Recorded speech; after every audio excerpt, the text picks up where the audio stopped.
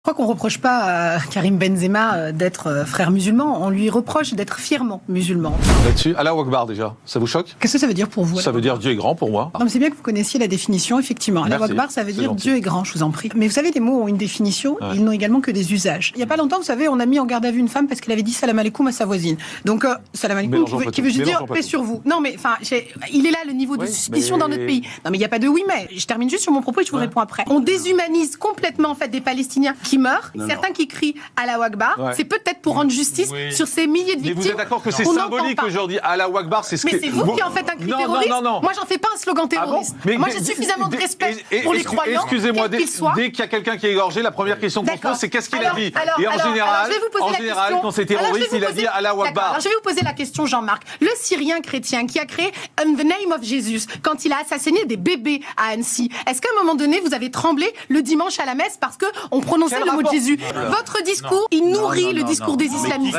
Non, mais vous pouvez répéter des bêtises 2-3 fois, ça en fera pas des vérités. On peut prendre un contre-exemple. Lorsqu'il y avait la manif pour tous, on a eu en fait des Français qui étaient chrétiens et qui, sur la place publique, de la même manière, ont fait des prières parce qu'ils étaient contre le mariage pour tous. Est-ce qu'à ce moment-là, on a parlé de séparatisme, qui aujourd'hui a ne serait-ce que donné le nom d'un Palestinien qui est mort? Vous savez, par exemple, je vais le faire. Là, vous avez Arej. Arej, elle avait 25 ans. Arej, elle était dentiste à Gaza. Arej, elle devait se marier ce mois-ci. Personne ne parle d'Arej. Enfin, il y a des milliers comme ça d'enfants.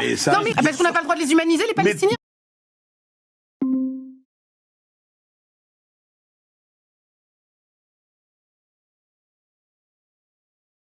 J'apprends à choisir les apodios dont vous aimez vous servir. Laquelle dois-je utiliser pour lancer la lecture?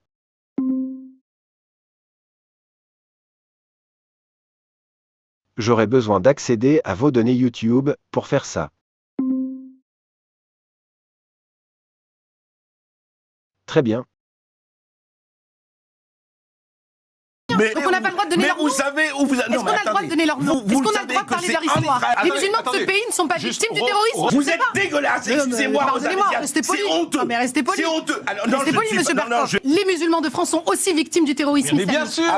Bah oui, bien sûr. Il y en a eu au Bataclan, il y en a eu à Nice. Vos propos sont abjects, monsieur Berkoff. Et c'est ça le problème. C'est qu'on est en train d'opposer les Français. On fait croire que les Français de confession musulmane ne sont pas victimes du terrorisme. Il y en a. Vous n'avez pas honte Vous avez le droit de pas les entendre, mais il y en a. Je crois qu'il y a aujourd'hui des Français qui sont pour la cause palestinienne, qui sont pour que les Palestiniens vivent en paix, vivent en dignité. Et le dire, ce n'est pas faire d'eux des antisémites. Et le dire, ce n'est pas faire d'eux des terroristes potentiels. Moi, je crois qu'on ne reproche pas à Karim Benzema d'être frère musulman, on lui reproche d'être fièrement musulman. Parce que, qu'est-ce qu'il y a de concret derrière? Parce qu'il prie, parce qu'il fait le ramadan, parce qu'il fait le ramadan pendant qu'il est en train de jouer, parce qu'il s'est rendu au pèlerinage de la Mecque. Moi, je ne crois pas qu'on ait assigné les artistes et les sportifs juifs de notre pays, parce que je n'ai pas entendu Géraldine Nakache, je n'ai pas entendu Patrick Bruel. On convoque pas les artistes et les sportifs juifs de France en leur demandant s'ils ont de la peine et de l'humanité pour les Palestiniens qui meurent. Et je crois que c'est un jeu dangereux de le faire. Ne n'assignons pas les artistes et les sportifs musulmans pour savoir s'ils ont un peu d'humanité.